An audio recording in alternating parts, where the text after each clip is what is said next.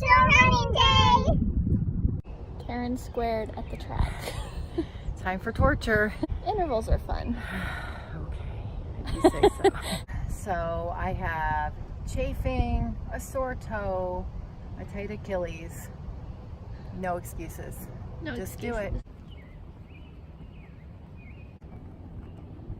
Well, it was about 11 years ago, and it was at that point in my life where I was just kind of struggling with a lot of things. I was plagued with anxiety.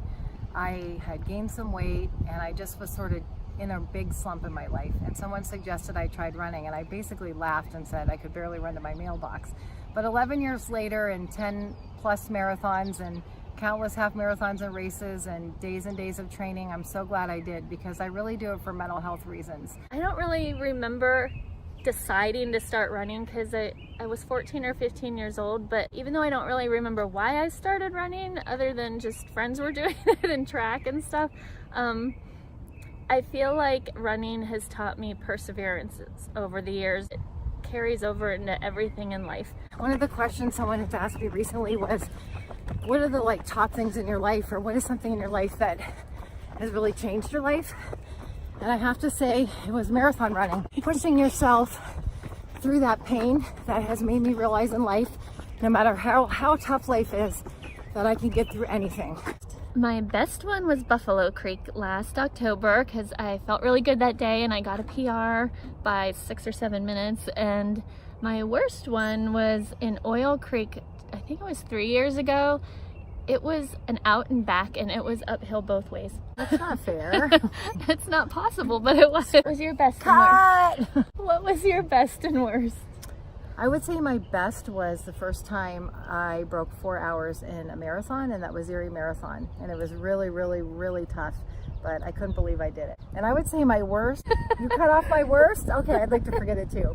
Anyway, my worst one was recently, this March at Antelope Canyon. I'm not a good trail runner, I'm a horrible sand runner, and I tripped at mile 5 and broke my thumb. Got lost and then found you. Yeah. So I guess the worst ended up the best because I ended up with you. Yay. I don't think you'd be a good pole vaulter.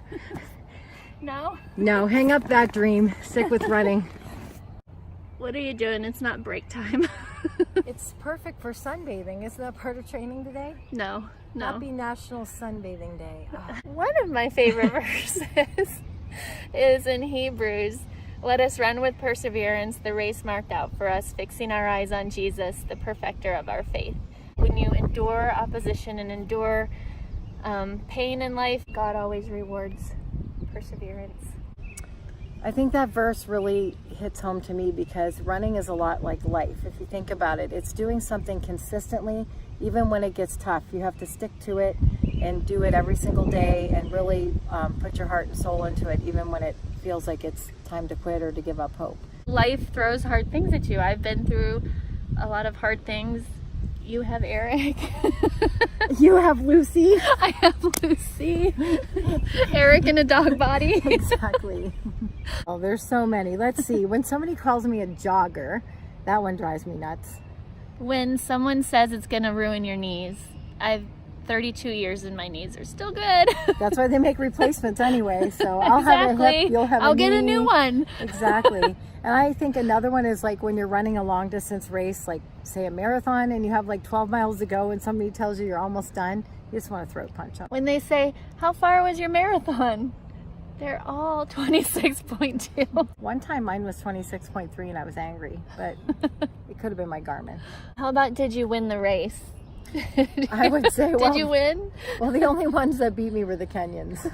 Well, I beat some of the 4,000 people, but not all of them. Oh, what a slacker. One of my favorites is when you're like running out on a country road and this dog comes up baring its teeth and snarling and the owner's yelling, don't worry, he doesn't bite. Well, that happened to me, but there was no owner, so the dog did bite. I was terrified. And I didn't even know I was bleeding until I got home because I was so scared. Yikes. Oh, my butt. My toe.